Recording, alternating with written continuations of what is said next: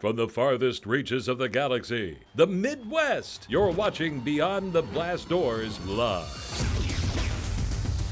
Welcome in episode 79 of Beyond the Blast Doors here on a Thursday night. It is May 7th, 2020, and welcome in for a brand new episode, a next hour filled with Star Wars galore. It's going to be a lot of fun. I'm here in a hoodie. I'm wearing a ball cap, a dad golf cap, as Andy and Josh like to heckle me over there at Holo Chronicles. Of course, Beyond the Blast Doors, BTBD Live. This is part of the Beyond the Blast Doors network, where you can also find the good people over at Holo Chronicles. You have Around the Galaxy. You've got postcards from the Galaxy's Edge. You've got the Bombad Cast and more. We'll talk about that later. But thanks for joining us. I'm your host, David Amilati, as I've been for, in some way or another, for the last 78, now 79 episodes. And I'm excited here to be with you tonight. We have a full show. And right off the top, we're going to get into this. We have word from Dave Filoni that gives us a little tease about a possible Rebels spinoff, what could happen with Ahsoka here in the near future or maybe the distant future. We're just really not quite sure. Dave Filoni is ever so elusive. We'll talk about this for a little bit, but we also see EA going all in on the latest Disney call that Cal Kestis, or at least the Jedi Fallen Order brand, is an all-new franchise for EA. So we want to explore that for a little bit. We're going to talk about Vader Immortal, a chance for you to ask the Clone Wars cast some questions, and also see the cast members be tested on trivia going back all 7 seasons of the Clone Wars, D23 announcing that. So we've got a lot to get to, and also really excited. We're going to close this show out with a bang. We've got several tweets from you, questions that you submitted right here to BTBD Live that we are going to tackle here on this show. So really excited to get to all of this here in the next 45 minutes to an hour. Let's just have some fun. And before we dive into this conversation here about what Dave Filoni said at Deadline this week, let's go ahead and take a look now into the live chat. And I just want to shout everybody out right now that's with me. We got the boys over at Holo Chronicles, I should say. We got Frammy, we got Greg Cass, one of the latest Patreon supporters of the Beyond the Blast Doors network. Greg, thank you so much for your support of the Beyond the Blast Doors network, and your support does help this show, BTBD Live, so thank you so much. We've got Nick in the live chat. We've got Pete Fletzer. We have Mr. Rez with us and a few others. So if you guys can do me a favor, go ahead right now. If you're watching the show live, go ahead and hit that the share button and share this on Facebook, Twitter, Instagram, all the social media. Let's double the live chat. Let's have a cool Star Wars conversation tonight. So let's go ahead and get right into it. Dave Filoni reveals potential future here for some Star Wars characters and the future of Rebels. It's been a rumor for the last couple of weeks, I'd say almost the last 2 months now, that there is a Rebels spin-off series in the works. We talked about this extensively on Streaming Star Wars with Ammo and Fletzer a few Fridays ago. And Dave Filoni, who is the executive director of Rebels, and of course he's the guy at the helm of Clone Wars, and he's also at the helm with Jon Favreau on The Mandalorian. He's being asked post, the Clone Wars finale, not just season 7 finale, but the series finale. What do you think about this spinoff? And there's a few quotes here that I think are pretty interesting. So I want to go ahead and dive onto this article. Again, this is Deadline with the read. And I want you to read this for yourself. I'll have it included in the description below. But I thought it was really interesting, some of the insight that was in this article. Don't want to spend a whole lot of time on this, but there were a couple quotes that stuck out to me as far as, do you think that there could be another series of Star Wars Rebels? And he says, no, not really. I was really happy with how the series turned out, and I feel like we got to tell a complete story there. It was one of the things that really drove me to thinking, well, it could be great to have a complete feeling like that for Clone Wars. So now to have both is really something great. I think that there's always potential, he says, for stories that involve the characters from Rebels, which is maybe a better way to put it. They've all earned their place in the galaxy, so to speak. So I'm sure there's some more for them to do. That really excites me. I love hearing that there's a potential. And also, here's the truth. If there is a Disney spinoff for Rebels that is going to drop on Disney Plus in the next 2 months to 2 years, Dave Filoni is not just going to drop that like that just after the finale of the Clone Wars. But it's fun to let him play, right? And I also like hearing him have the satisfaction of, hey, we got to tie up Rebels. I wanted to tell that tight story. It was 4 seasons. I left nothing on the table. We got to complete that series on our terms. Filoni's been very vocal. Didn't feel that way with Clone Wars, but now he gets that chance thanks to fan support. So really cool there. I thought that was a really interesting conversation. Something else that he brings up in this article, asked about, could we see a Sabine Wren story, something with a dark saber? And he says, well, it's definitely something that I left hanging at the end. And part of the reason it's just always nice to have in my mind that there is that next story to tell, or there is another story. So he's referring there to the end of Rebels, right, where we see Ahsoka and Sabine team up. The assumption is they're going to go search and scour the galaxy for Ezra Bridger and maybe a living Thrawn. We're just not sure. But the last time we see Ezra, he hits hyperspace with like a space whale tentacle thing. That is not the canon name for that creature. What is it, Cargill or something? I can't remember. I can't remember these things. I should have written that down maybe. Or maybe not, because who the heck remembers all these things? The point being here is that's where we were led to. But now we know that Moff Gideon and the Mandalorian has the Darksaber, so really interesting to see how they can make that hit up. I think this is a conversation for Streaming Star Wars tomorrow night with Pete and I. Really excited to get into that. But your mind starts to wonder, what is Dave saying here? Because I guess in one way, you look at the end of Rebels and you're like, well, okay, yeah, they're going to go find Ezra. But there is a individual story there with Sabine and probably Ahsoka too. What's going on with them at this point after the Battle of Endor, after the events of Revenge or Return of the Jedi? Very exciting. I'm giddy at this whole idea. So really enjoyed that article. Really enjoyed that interview by Deadline. Again, I'll try and link that interview here after the show in the description for you to check that out in case you're watching again on the rewind, or maybe you're listening to the podcast form. That's where you'll be able to find that information. Also, want to know what you think. So if you're in the live chat right now, let me know what you're thinking about these words. Dave Filoni finally talking. He also did an interview with Ash Crosnan over at EW. It's cool to hear the Creator 2.0 talking about Star Wars after his baby wraps up. Like, I love it. I think it's awesome. And as long as that guy in a cowboy hat wants to talk, I will sit there and read the quotes, or I will listen to him talk. I think it's great. I would love to see that Rebels spinoff following Ahsoka and Sabine, even though I have been on the record saying I think we're getting a little too much Ahsoka, like we got a little too much Vader a while back. That's just my opinion. Either way, excited to see what's in store. Love hearing Dave talk. Let's go ahead and dive into live chat like I said. Gilster, really? Sabine would love that. Greg Cass says that Ahsoka over his shoulder just grinning about the spinoff news. That's funny. Andy hitting the thumbs down again. Someone's in the live chat having a good time. That's funny. A lot of people asking for more Rebels. Canon Junkie helping me out in the live chat. It is a Purgle. Nick also had that. Andy from Hollow Chronicles, just call it a whale squid. That's funny. With a butt thruster, is that a canon term? I'm not quite sure. I'm on camera saying butt thruster. That's a terrifying moment. Okay, so everyone's having a great time in the live chat. That is great to see Nick Melky making a Star Trek connection. Listen, hey, man, we're here to talk Star Wars. And I just want to remind you that before we go any further in this show, that you can always catch Beyond the Blast Doors, BTBD Live, I should say now, right? We've rebranded. It's BTBD Live here on Beyond the Blast Doors Network every Thursday night. It's 10 p.m. Eastern, 7 p.m. Pacific. What's funny about this graphic is it still says episode 78. If you're watching live, you might have noticed that. But you know what? That's okay, because I have the right date on the left side. Hey, it's the small things. They matter. But you can always catch us also on any platform where you listen to your podcast, too. So iTunes, Spotify, Stitcher, SoundCloud, and, of course, I include Patreon down there. We'll talk about that more later. But you can always have that Star Wars conversation, whether you want to watch it, whether you want to listen, BTBD Live on the Beyond the Blast Doors Network. Okay, let's go ahead, dive in. This is like the lead story this week, I guess, after you get past all the Dave Filoni conundrum. And it's a great conundrum. I have no complaints about it whatsoever. But what we're getting here is that on the latest earnings call, okay, EA CEO Andrew Wilson basically says, Cal Kestis to the rescue here, says the Jedi Fallen Order game, the first game, is actually the start of an entirely new franchise. Quote, entirely new franchise. Now, we've had rumors, and a lot of fans have really had hopes that Cal Kestis, the story of this Order 66 survivor, was not over.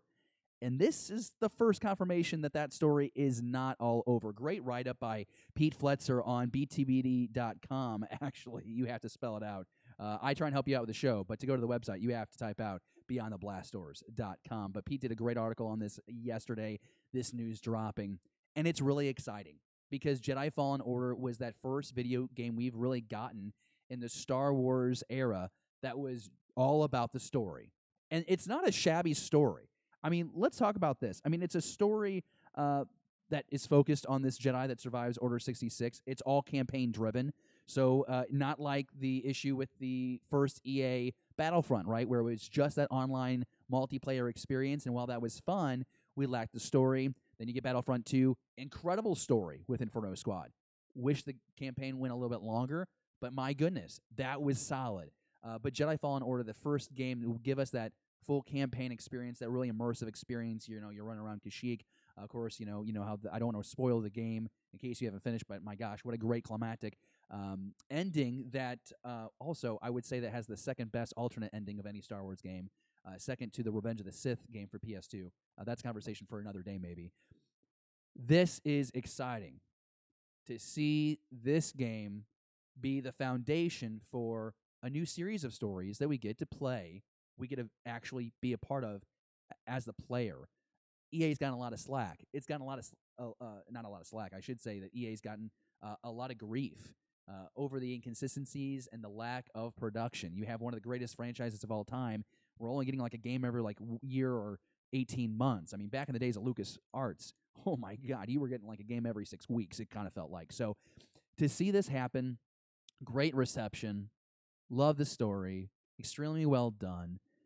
It did not take very long for you to start seeing cosplayers of Kaz and Sarah and, you know, all the other characters. Really cool to see how this story, these characters have been embraced. And I'm really excited about it. And I think, you know, as Pete goes into that article, explains why Respawn Entertainment, which is it's a game studio based in LA, it's been posting job openings to work on the Star Wars team. So it's this idea that here we go. It's, you know, when the news kind of started slipping out there, it's May the 4th, you know, it's Star Wars Day.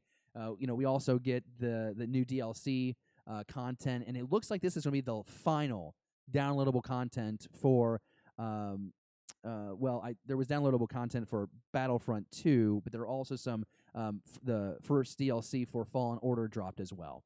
So we got your first DLC for Fallen Order, and we think we got the last for Battlefront 2, which I got to be honest with you, if you bought that game in the very beginning, you definitely got your money's worth now. I get the argument where you want it more concentrated, you want it all kind of packaged at the beginning when you buy that game initially, but if you look at how much additional content you've gotten with the game, with the maps, with the characters, with the skins, okay, EA earned my respect by the end of it. I mean, they had it with the campaign, but as someone who's not the biggest online multiplayer, still really cool to see all the incentives they have to keep you coming back playing that game. So a lot dropping there. Really excited about this. Are you a video gamer? Like, are you really into the new age Star Wars game, Battlefront 1, 2, Jedi Fallen Order? Are you excited about Cal Kestis, or at least this Jedi Fallen Order era, being a foundation for a new franchise of video games for you to play? I want you to let me know. If you're watching live, of course, let me know in the live chat. We're going to dive in there right now, get your feedback.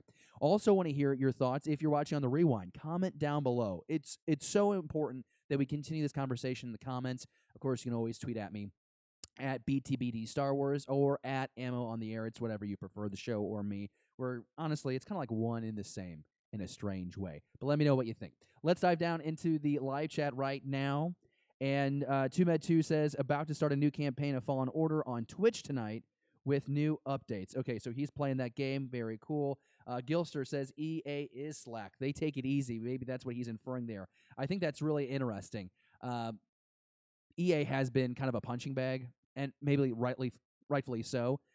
This could be the rebound. And it's why I titled the episode after this. There's a good chance this is showing that that EA has kind of made amends for past sins.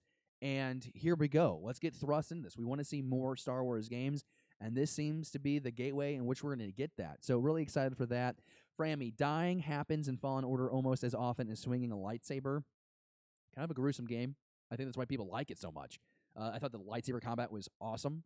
That was a lot of fun. Probably as good as I mentioned it already once in the show, but the Revenge of the Sith mechanics, I thought going back all the way to the PS2, I know.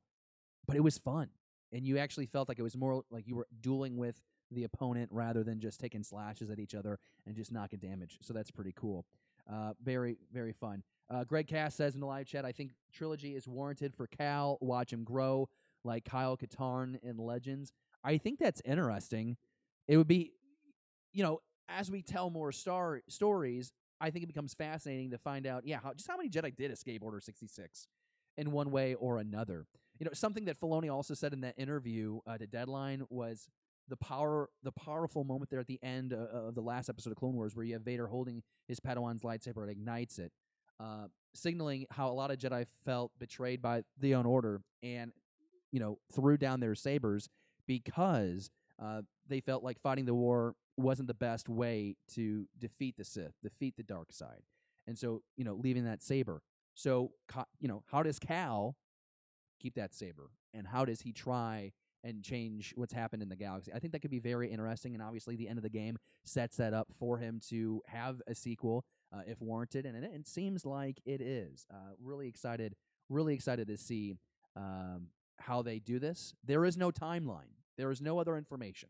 We just know that EA CEO said, boom, that game's happening.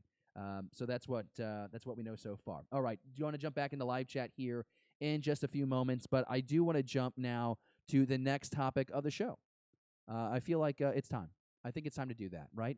Episode 79 of BTBD Live. So thankful that you're joining us here live on a Thursday night for a conversation that allows us to find out how to get some questions into some cast members of the Clone Wars. The Cast Reunion Challenge is presented by D23. That's how they're branding this. This is new information this week, as you'll have the chance to watch and listen to Ashley Eckstein, D. Bradley Baker. You got Matt Lanter there, James Arnold Taylor. You're going to have Catherine Tabor, Tom Kane, Sam Witwer. Just so exciting to see all these individuals together. Of course, a week or so after the conclusion of the Clone Wars, not just that final season, but the series itself. Pretty cool. D23 made this announcement this week that this is happening tomorrow, Friday, May 8th. The D23 site will host this Clone Wars reunion. It'll be live on D23.com, on Facebook, YouTube as well. D23.com on Facebook and YouTube, I should say. Tomorrow, 7 p.m. Eastern, 4 p.m. Pacific time. So what a great opportunity to tell you that you can participate in this live chat where you can talk with the cast members. And once you're finished with that, we can have a conversation, and we can patch up our sweat stains under our pits and around our waistlines together on streaming Star Wars with Ammo and Fletcher tomorrow night. Because let me tell you, we're going to have a hell of a show. Really excited to hear what these two have to say. Not two, these 5, 6, 7 actors and actresses that'll be here on the live stream. Really excited to get their reaction to fan reaction of this final season. And I'm interested, if it even comes up, the Siege of Mandalore kind of overshadows the other episodes in that season, if you ask me. We might maybe get into this tomorrow night when Pete joins me. I think a lot of the conversation is going to be on the performances in Siege of Mandalore. Maybe not so much that last season 7, but they're going to span the entire 7 seasons. Really excited to hear and see what they have to say. And, I mentioned it, streaming Star Wars tomorrow night. Really excited. ABC News correspondent. This is going to be awesome. Love having Clayton with us. He is very good to us here at Beyond the Blast Doors, the network, at BTBD Live, streaming Star Wars. He always makes time to come on the show. Of course, when he's available. The guy's a busy guy. He travels the country telling stories. He has a job that, frankly, I wish I had. But Clayton Sandell joining us tomorrow on Streaming Star Wars, episode 22, Ammo and Fletcher. It's honestly bizarre thinking that it's been that many episodes. And I'm sure if you pressured my good friend, my dear friend, Pete, he'd probably say the same thing. It's wild that it's been 22 episodes. So excited for that. Again, that episode with Clayton tomorrow, that is going to be, I believe, same time as this show, right? Pete is in the live chat. Want to make sure that we have that right, but I believe it's going to be 10 p.m. Eastern, 7 p.m. Pacific. Pete can give me that update in the live chat, and we will make sure that you have that. It might be an hour earlier. Sometimes it fluctuates. I work weird hours, and he does not, and so he has to work around my life. And that's the price you pay when you're my friend. Nick Melky in the live chat says, you know what you can keep from having those pit stains? A tank top. That joke was going to come back. Oh, that joke's never going away. Andy, you son of a gun. Why are you talking about MySpace in the live chat? It's 2020, dude. No one's been on MySpace for like almost 2 decades. All right. Anyways, next topic here. BTBD Live. So glad you're with us. Having an absolute blast talking with you guys. I'm so thankful. It's been a really stressful couple of months, and I'm so glad that BTBD Live is back. And let's just talk about stories like this, where we're getting confirmation, not just one, but 2 more directors joining Mandalorian Season 2. Robert Rodriguez here on the left of your screen with Baby Yoda. No, I'm kidding. It's the child. It's called The Child, okay? And then Peyton Reed also joining the crew, another MCU alumna, because he's a dude, so it's alumna, right? Yes, I think that's right. No, it's alumnus. Dang it. It's alumnus. Alumna is a woman. Dang it. Anyways, these are the latest directors tapped to direct at least one episode of The Mandalorian Season 2. We got Rodriguez on May 4th, and I want to say that we got Reed a couple days earlier, but really excited about both of these guys, and really excited to see what are the stories they tell. Last week, definitely go back and watch it. No, it was 2 weeks ago, I think. I believe it was, where we talked about the names of the names of the potential episodes of The Mandalorian. And, there's some speculation on, the Sorcerer episode. Could be an Ahsoka thing. We'll talk about that here in a second. But we don't know what's going to happen in The Mandalorian Season 2. And, with Rodriguez, I know him from Sin City. I think that's where a lot of people know of Rodriguez's work is from this series of movies. And I think it's really exciting to see, just the possibilities. I mean, you're talking about a guy who, does a lot with practical effects, and he's a guy that he kind of seems like a protege of George Lucas. I wasn't able to find it in quote, but, I think the style in which he shoots his projects, I think there's some similarities there in approach. Now, here's why I mentioned the Sorcerer episode. Okay. We have talked on this network, on this show, on other shows on this network, that Rosario Dawson is rumored to be Ahsoka Tano in some Star Wars story in some form. This is something that she has been campaigning for, fans have been championing for, and we have more, maybe, with this announcement, reason to believe there's a chance, because there is a Rodriguez-Rosario Dawson connection here, right? Because Rosario Dawson was in Sin City. There is a relationship there already. Could Rodriguez be coming back to direct her as Ahsoka Tano in The Mandalorian Season 2? I'm not quite sure. I think it's maybe a coincidence. I'd love it a lot if it worked out. I'm sure we'll talk about it more tomorrow night, Friday night, Streaming Stars with Ammo and Fletcher. But I'm really excited about this announcement because of the way he tells his stories. I love the connection there with Rosario. Of course, this isn't confirmed, but it'd be super cool. That would be cool, and that would be like this inner story within the story, right? Obviously you're watching the story playing out on camera, but to make this series possible, we brought these two back together. Yeah, that'd be a lot of fun. Now, Reed is interesting too, because Peyton Reed, I know him for Ant-Man.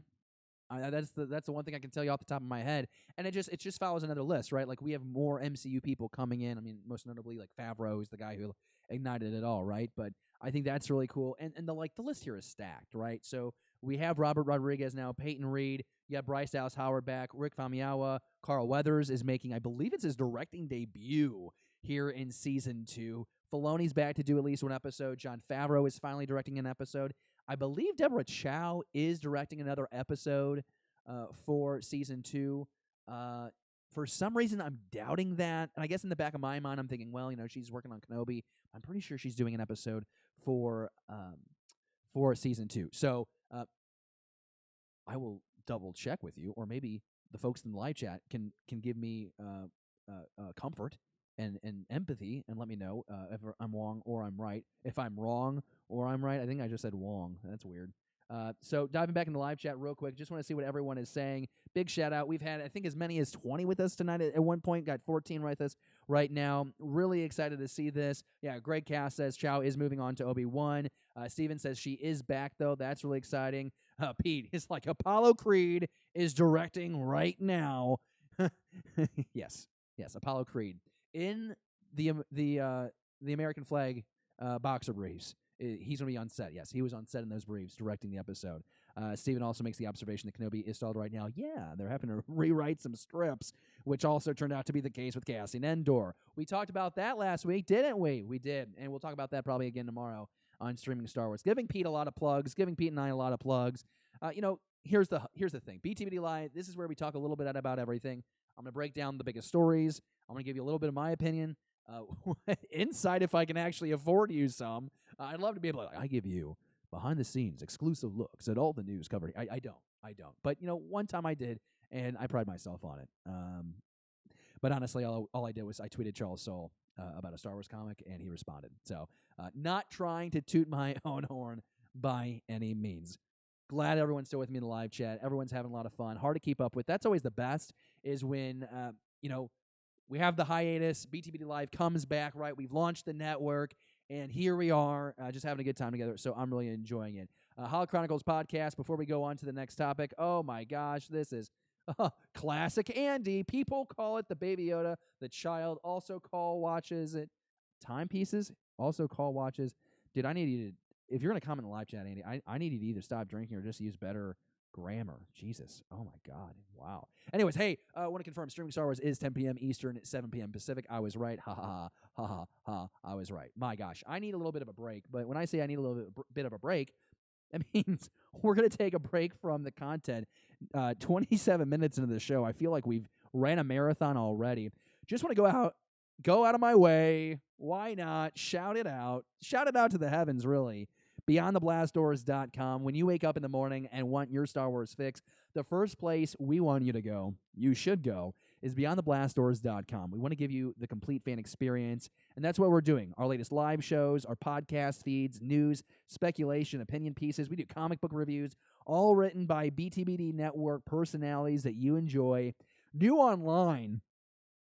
We talked earlier about the Cal Kestis story that you see there on your screen, but also a really great read from Andy over at Holo Chronicles, a good buddy of mine, The Moment Anakin Became Vader. And he does a really nice kind of walk through the history there of Anakin falling, feeling betrayed, transforming to Vader, trying to hold on, connecting that in a few different ways to what we see at the end of the Clone Wars finale, that part 4 of the Siege of Mandalore arc. I thought Andy just absolutely crushed it. I think Andy is someone who is one of the things that he's excited about joining the network is the opportunity to write, and I think he's absolutely crushed it so far. He's also posting those Show Me Your Collection features from the Holo Chronicles show on the website as well, so check those all out. But really, this read, when The Moment Anakin Became Vader, just a really great editorial by Andy. Really great job, bud. Really, really proud of you. Okay, also, website, place to buy the merch for your favorite shows. You can get our classic logo tee for $20 maybe, or I'm a hoodie guy, it's $45. But I like to rock a tank top, even when it's 20 degrees outside. Gets a little nipply, I don't care. It's comfortable. I like the horizontal airflow across my chest and underarms. So I'll be rocking that pocket logo tank top this summer. That's for $20. So just remember, movies, TV, books, comics, toys, cosplay, Beyond the Blast Doors Network, we welcome you to our Star Wars conversation. So glad that you're part of our Star Wars conversation. So glad you're joining us for episode 79 of BTBD Live. Okay, next topic here, and then we're going to get to fan questions, which I'm excited about. I'm really trying hard on the show. I don't, if we're having if we got 5,000 people watching one day, BTBD Live, yeah, we'll go a couple hours, we'll crack open a couple of beers, we'll have a really good time. But right now, I think the focus is let's have a tight 1 hour conversation that you can start and stop at your leisure. And that's a conversation that allows us to talk about Vader Immortal tonight. Really excited about this. Vader Immortal is going to be now heading to PlayStation VR. This was a cool topic. This was a few days back. Just didn't have time to get to it. There's a lot of news on May the 4th and this week, but the confirmation comes from ILM. That was not said correctly. ILMX Lab, who revealed the series will arrive in the PSVR store this summer. All 3 episodes available as one purchase. So the pro here for, I think, fans, for players, is the fact that it becomes a lot more affordable, right? That was maybe a drawback. I didn't want to buy the Oculus and do all that. I think Pete did. Pete Fletcher on the BTB Beyond the Blast Doors Network did that, and he had a great time. I think he really liked it. But yeah, one thing he would say is it's pricey. And talking with folks on social media, it's pricey for those 3 episodes. So nice to see them bundled. I think that's great. It's a story that you should be excited about if you have not played it already. And if you have played, you know exactly what I'm about to talk about. I mean, you're talking about written by David Goyer, right? The Dark Knight, Man of Steel, okay? Ben Snow is involved, so he did Star Wars Secrets of the Empire. You got Scott Lawrence doing Darth Vader, which, let me just say this right now, okay? I'm not trying to start World War III here. Scott Lawrence should be the next voice of Darth Vader starting immediately. Honestly, you can do the effect. There's an effect. There's people on YouTube that have figured out how to warp the voice and make you sound like Vader. But Scott Lawrence's performance is just solid.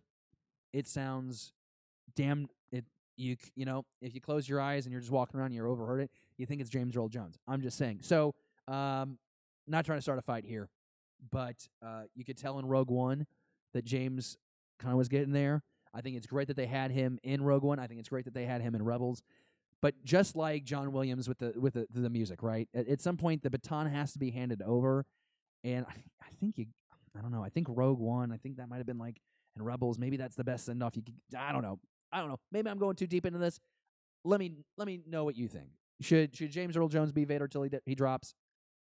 I'm fine with that. I'm just saying I think we clearly know who should be the next voice of Vader, because I think it's pretty obvious, like Ahsoka and how Vader's been used in the past, we're going to get a lot more Vader here in the near future and the distant future, and we just want him to sound consistent. That's a very nitpicky thing of me as a fan. Always prefer James Earl Jones. Always prefer, right? Just want to make sure I get that out of the way.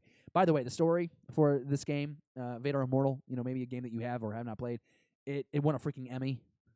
Best VR AR game at the 2020 Game Developers Choice Awards. So the accolades are impressive. The names attached to the project, impressive. Do you play the game? Are you excited that you don't play the game, but you will now because you can now buy it for cheaper and you will have it? Let me know. Or maybe you still can't afford it, or maybe you don't have the system to play for it and it really doesn't bother you because it's not a main story. That's fine too. I always kind of wish it had smell-o-vision. I wanted to smell the lava crackling. Well, I would like to hear the lava crackling, but smell the lava there on Mustafar. That's just a personal thing of mine. Maybe I'm weird. I've been told that I'm weird, and that's fine. Pete Fletcher in the live chat says, love my Oculus. Sold my PSVR for it. Love the Vader game. That's so fun. He says Josh Most is the best Vader from Coast to Coast. A show coming to the Beyond the Blast Doors Network in the very near future. Okay, let me know in the live chat what do you think about that. Yep, some praise for the website. Very nice. Nick tells me to get off my lawn. Get off your lawn? I'm not sure. But yeah, Andy did crush that article, Mr. Rez. Thanks for shouting him out. I think it's important we say that. 10 people watching in the live chat right now. If you haven't already, hit Facebook, hit Twitter. Let's try and double the live chat as we enter the live questions. And by all means, if you recognize anybody in these tweets that we attack here, be sure to tag them and let them know they should watch right now as we answer those questions. So, hey, we got the first question here brought to us on episode 78.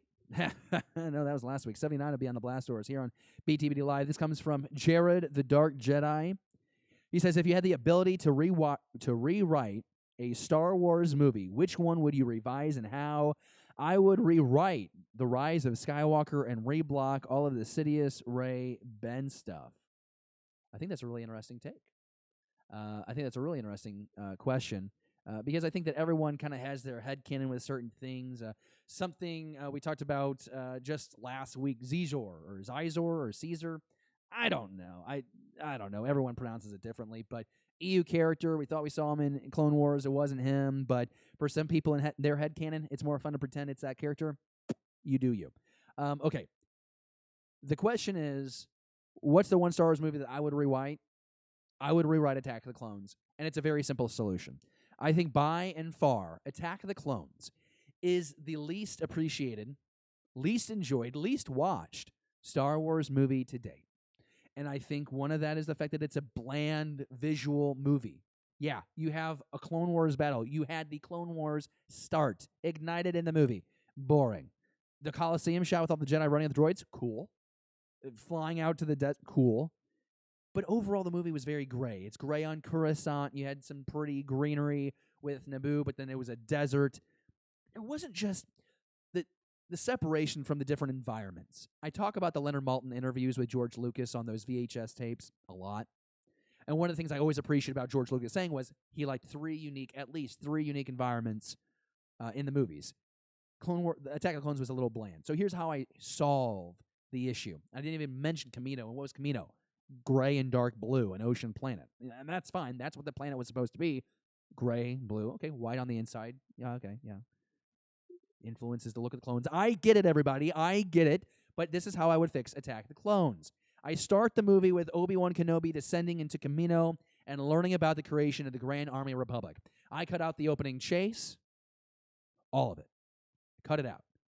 But I do keep the attack on Padme. Obviously it's a decoy, but I keep that scene. And as soon as Kenobi walks out on the balcony and sees the mass production of all these clones getting their armor, loading up these Republic cruisers, boom, cut to descending from space, coming into Naboo, the attack on the decoy. Okay, that I rearrange the first 40 minutes of that movie, basically.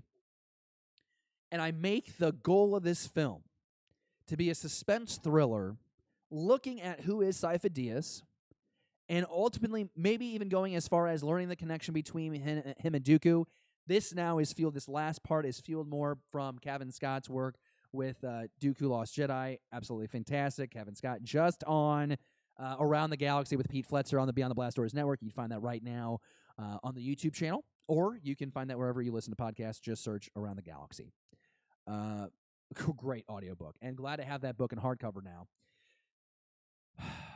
That's how I do it. It'd be fantastic. Think about it. I've just cut off the fat from the 35 minutes. I don't need Zam Weasel. Listen, the whole concept here with, I can't remember who did it, but they basically draw out a chart, and it's essentially like, Dooku's got to kill Padme, so has a bounty hunter kill or hires Kaminoans to make a clone army to destroy the Republic, and then hires the bounty hunter to kill Padme, and then the bounty hunter hires another bounty hunter to kill Padme, and then ultimately that bounty hunter used slugs to try and kill Padme, still failed. You know what I'm saying? It's just a lot of redundancies here, really trouble this movie at a whole. So yeah, that's how I would do it. You started off with Obi-Wan. You'd still have that space shot to begin the movie, right? Boom, right? Comes out of hyperspace, maybe out of the hyperspace ring, zips down to Camino, have that whole sequence. Then we go to Coruscant, where we have the attack there on the landing platform. Okay, everybody's safe alive. Then you have a scene that connects you back over to Camino. Obi-Wan is trying to pursue Jango Fett. Now you're going into the chase. So instead of this obnoxious speeder chase scene through the skyline of Coruscant, the action sequence there at the beginning of the movie is actually Jango Fett dropping those seismic chargers, which I would say, I've been on the record before, the seismic charger is maybe one of the, if not coolest sound effects in Star Wars. I mean, aside from the lightsaber. You cannot beat the lightsaber, folks. Don't beat your lightsaber. You can't beat the lightsaber, but the seismic charger comes pretty damn close. Does that not sound like a great solution to that movie? Like when I think about it, I think that's wonderful. And then it's almost like, I don't know if you make it like kind of like Batman Noir, but like, Kenobi is traveling the galaxy trying to find answers, and you can still have the whole thing where like Camino was deleted out of the system, and he starts actually backtracking. So instead of like trying to find these clues and then go to Camino, he's like backtracking. He's uncovering the secret, and then we find out, oh yeah, he died in this crash or whatever. Now, of course, there's some details about Sifo Dyas and Dooku that we know thanks to Clone Wars and comics, and like I get all of that. Like I get all of that. It probably wasn't all fleshed out back then when Attack of the Clones came out, but that wasn't the question. The question was, if I could rewrite a movie, what would I be and how would I do it? And that's how I would do it. Thank you. God, what a great conversation. That was great. I'm happy. I'm sweating a little bit. Oh, my God. Also, a reason why Attack of the Clones, I think, is not appreciated. Like, beautiful music, but also not Williams' most popular score. Duel of the Fates, and then you have the masterpiece that is Revenge of the Sith. Room to be improved. Anyways, that's how I would do it. What movie would you fix? What Star Wars movie would you fix, and how would you fix it? Let me know in the comments below, or tweet at me at BTBD Star Wars. Jumping in the live chat now, Greg Cass is chiming in. He says, I'd rewrite Solo. There was so much potential there, and if you trim out a few terrible bits, who are you Who are your people? I think it would have the reputation it deserves. I think that's valid, Greg.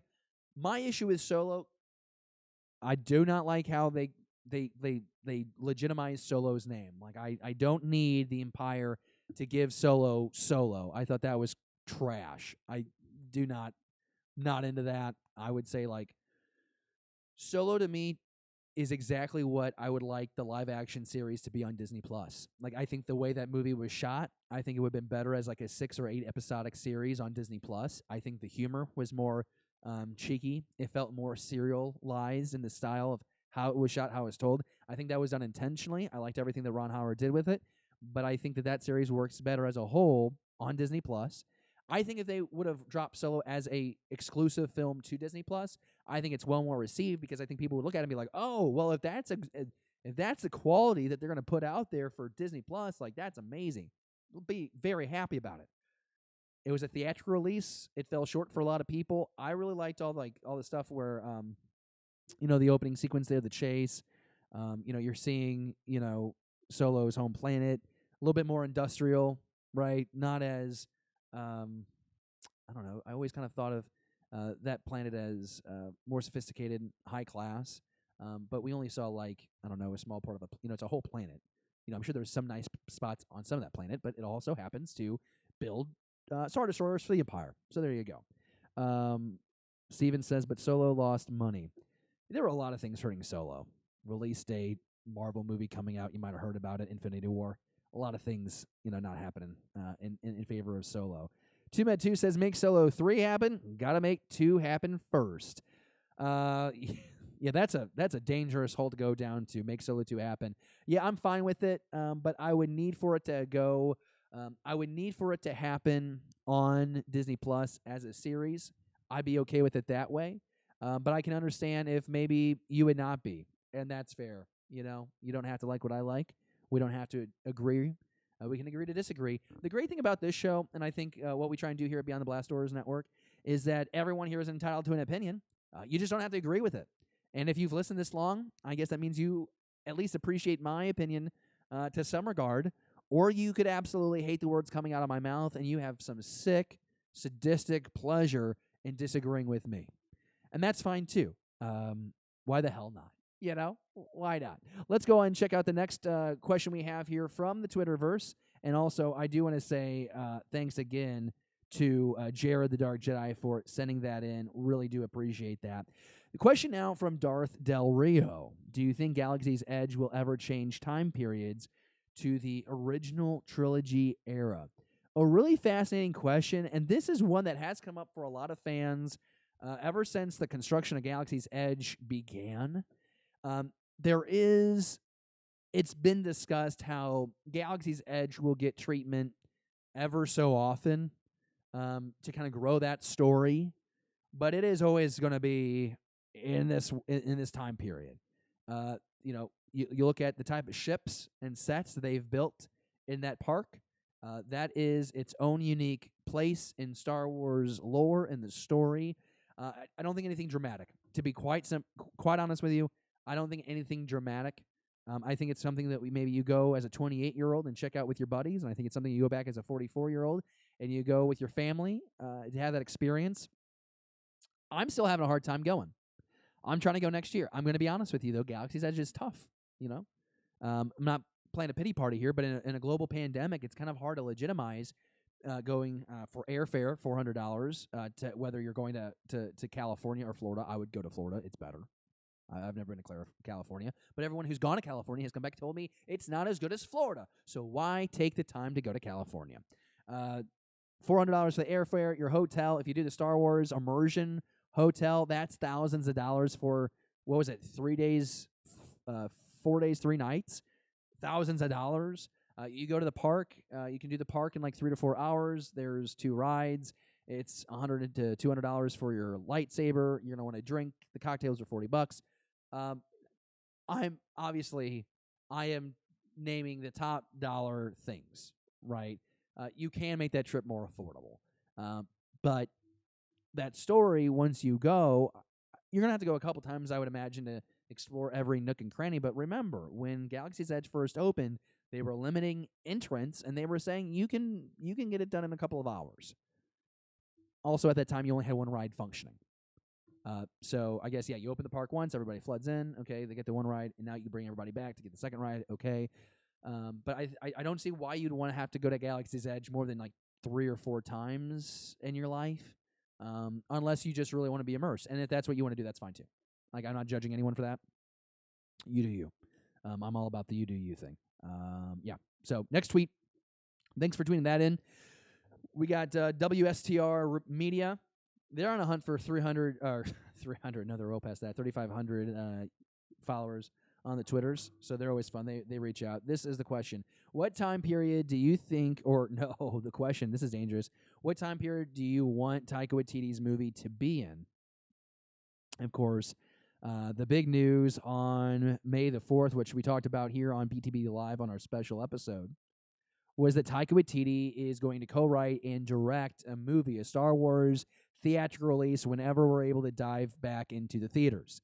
Some states are doing it now, and I'm sure those theaters will close soon.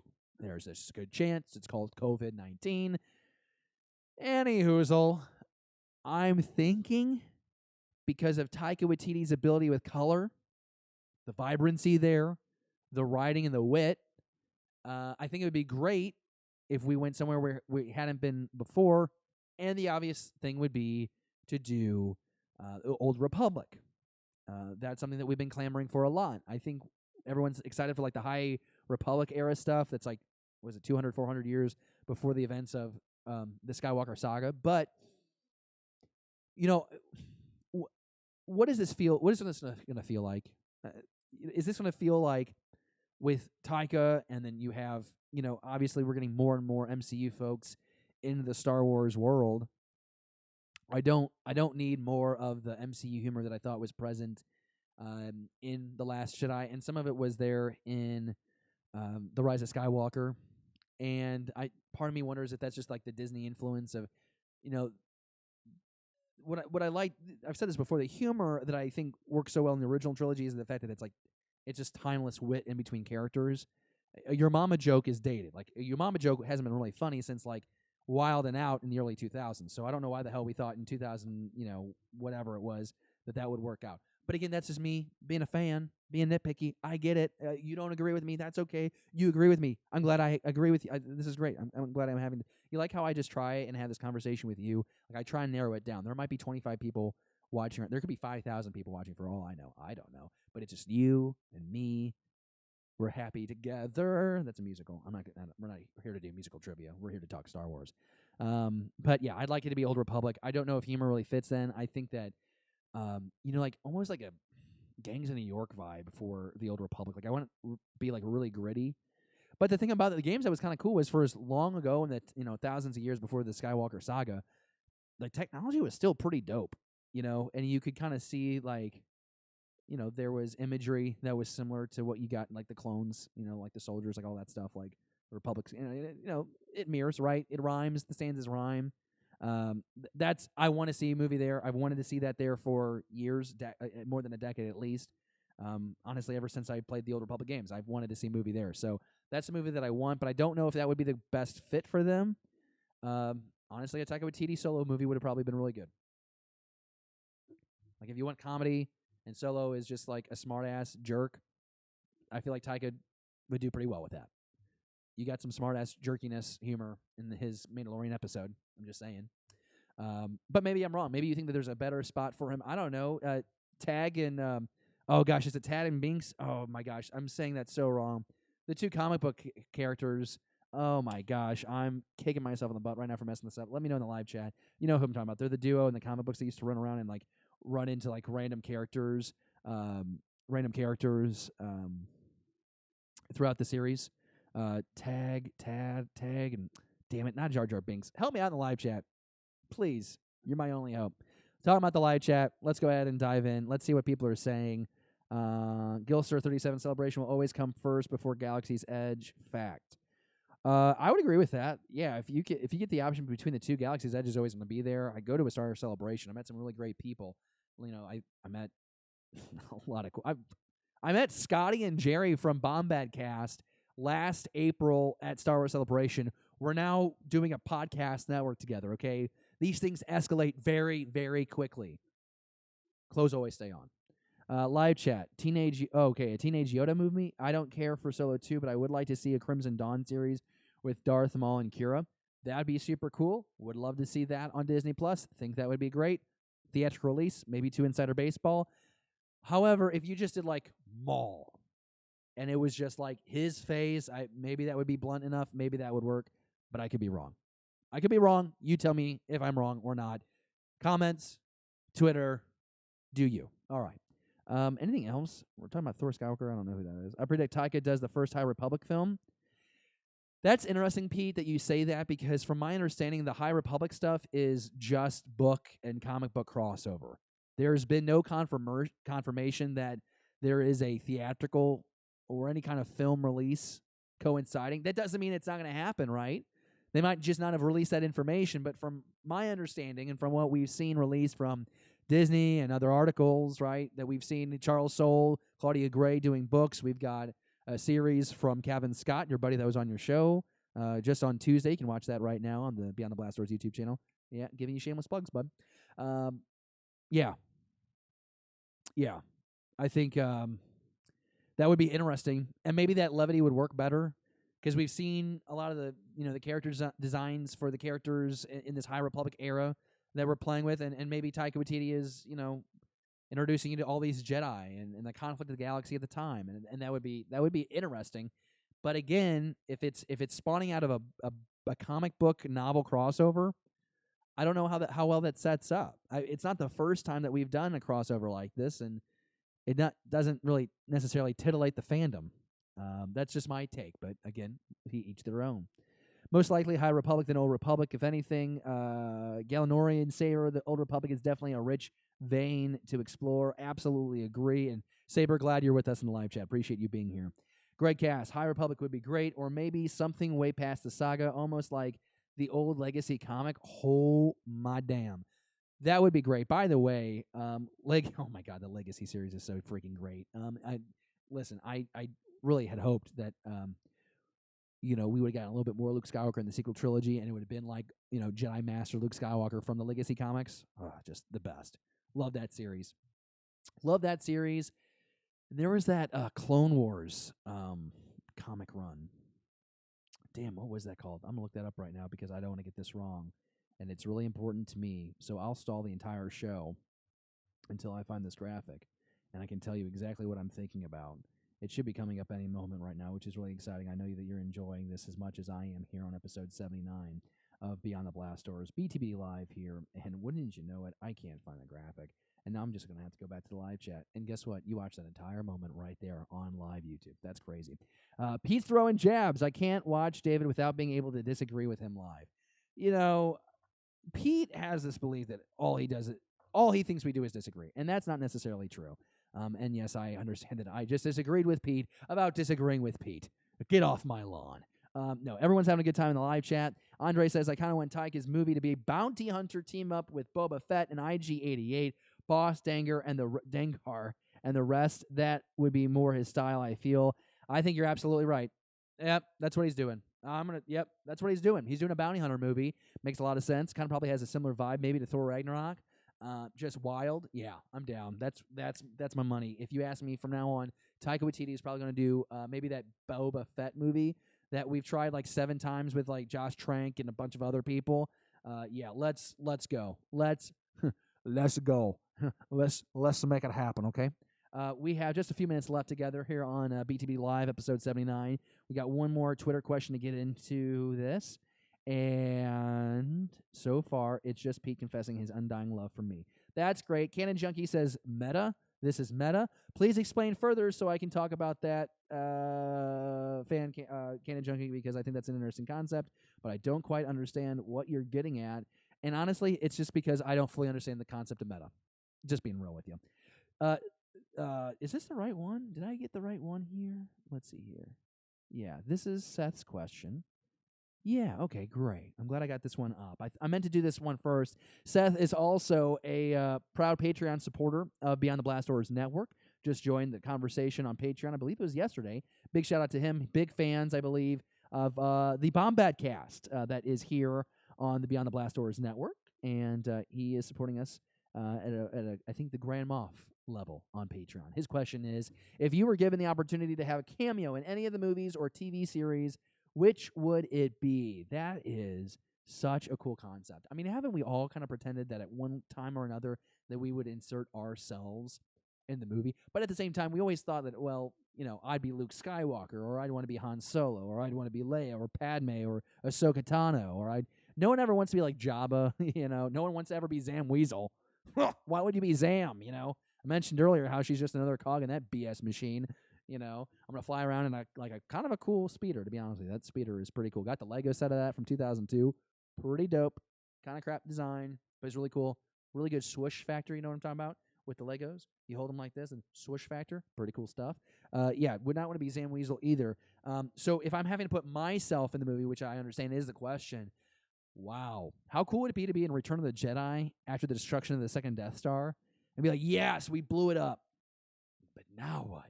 And then the Mandalorian happens, and the galaxy's still a mess. Moff Gideon running around the galaxy with a Darksaber, like no big deal. I feel like that would be like a cool moment. Seeing like the galaxy kind of freed. Being on Coruscant after the Battle of Endor is probably the best night of your life. Everyone's happy. You just pulled down the statues. It's just a lot of promiscuity, a lot of alcohol, a lot of stuff that we shouldn't say out loud. Like sex. I feel like it'd be like a rager, like a really good time.